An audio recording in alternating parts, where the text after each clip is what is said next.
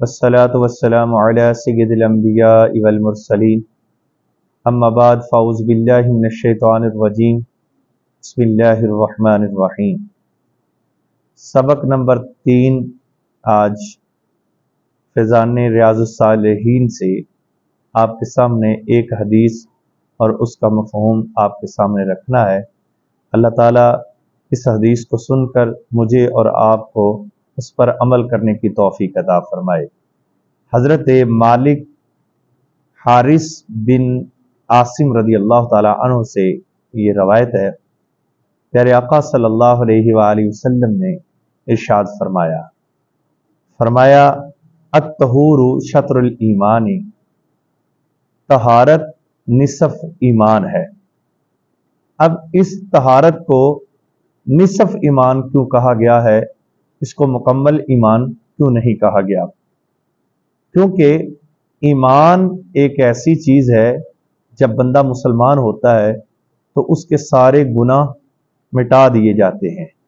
ایسے ہی جب بندہ وضو کرتا ہے تو اس کے بھی گناہ مٹا دیے جاتے ہیں۔ اس لیے فرمایا کہ طہارت نصف ایمان ہے۔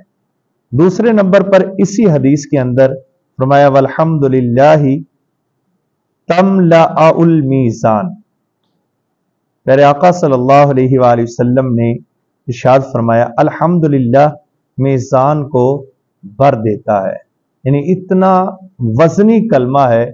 کوئی شخص اگر الحمدللہ پڑھتا ہے تو اس کے میزان کل قیامت والے دن بھر جائے گا۔ لہذا ہر وقت آپ کو الحمدللہ کی تسبیح پڑھتے رہنا چاہیے۔ تیسرے نمبر پر فرمایا سبحان اللہ والحمدللہ تملأان او تملأ ما بین السماوات والارض۔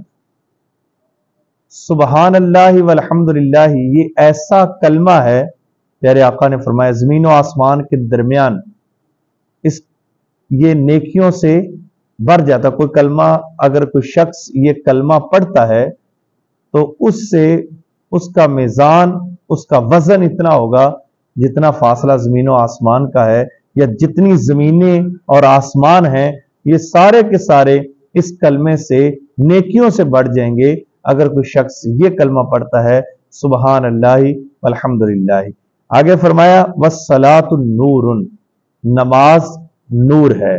کیوں؟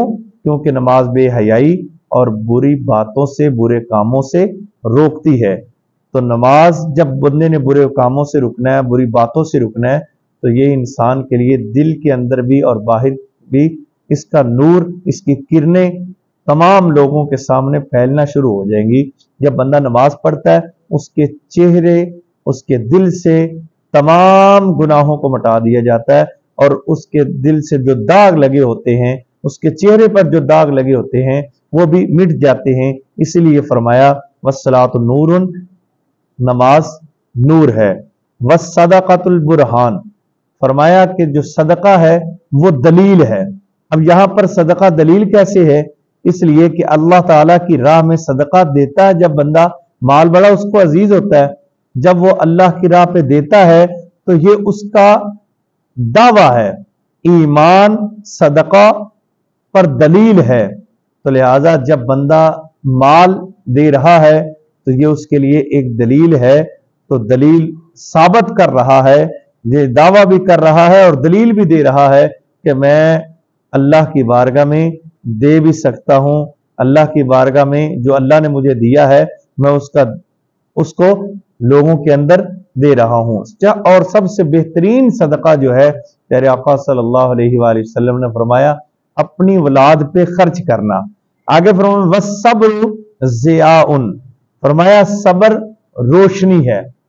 صبر کے بڑی فضیلت ہے، اور بہت ساری جگہ پر صبر کے بارے میں آپ کو میں 2 چیزیں بتاتا ہوں جو میں نے آزمائی ہوئی ہیں، اور یہ نسخہ آپ کے لیے۔ اب 2 کام کرنے شروع کر دیں، آپ کے چہرے سے کبھی بھی نور نہیں ختم ہوگا اور کبھی مسکراہٹ نہیں ختم ہوگی۔ اور وہ کون سے کام ہیں؟ وہ کام یہ ہیں کہ ایک آپ درد گزر کرنا شروع کر دیں، دوسرا آپ صبر کرنا شروع کر دیں۔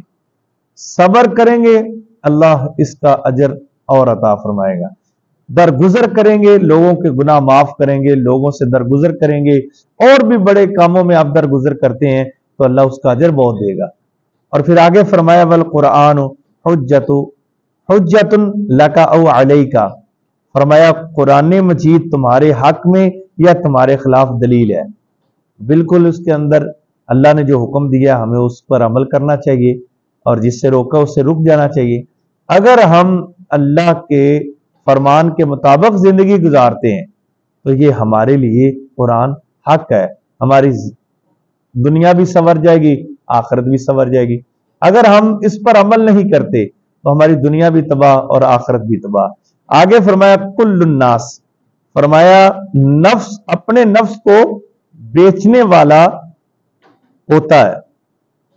ہر انسان اس حال میں صبح کرتا ہے کہ اپنے نفس کو بیچنے والا ہوتا ہے، یعنی کہ وہ چاہے تو اس کا نفس نیک عمل کر کے وہ آزاد ہو جائے، چاہے وہ برے عمل کر کے تباہ ہو جائے۔ اب انسان کا نفس ایک ایسی چیز ہے، بزرگوں نے بڑی نفس پہ کتابیں لکھی ہوئی ہیں، لیکن میں آپ کو ایک بات بتاتا ہوں کہ اگر آپ نے اپنے نفس کو قابو میں کر لیا تو آپ آزاد ہو گئے، بالکل آپ کسی جگہ پر بھی ذلیل نہیں ہوں گے۔ آپ کا نفس ایک ایسی چیز ہے جو آپ کو ذلیل کر دیتا ہے، آپ کو رسوا کر دیتا ہے، آپ کو مرتد کر دیتا ہے، آپ کو وہ ایسا ذلیل کرتا ہے دنیا میں بھی اور آخرت آپ کی تباہ کر دیتا ہے۔ لہذا اپنے نفس کو قابو میں رکھو۔ جس نے اپنے نفس کو قابو میں رکھ لیا اور اپنا محاسبہ کر لیا وہ دنیا میں بھی کامیاب اور آخرت میں بھی کامیاب۔ لہذا یہ مسلم کی حدیث ہے کہ پیارے آقا صلی اللہ علیہ وآلہ وسلم کے خوبصورت الفاظ جو آپ کے سامنے بیان کیے، اللہ ہم سب کو عمل کرنے کی توفیق عطا فرمائے۔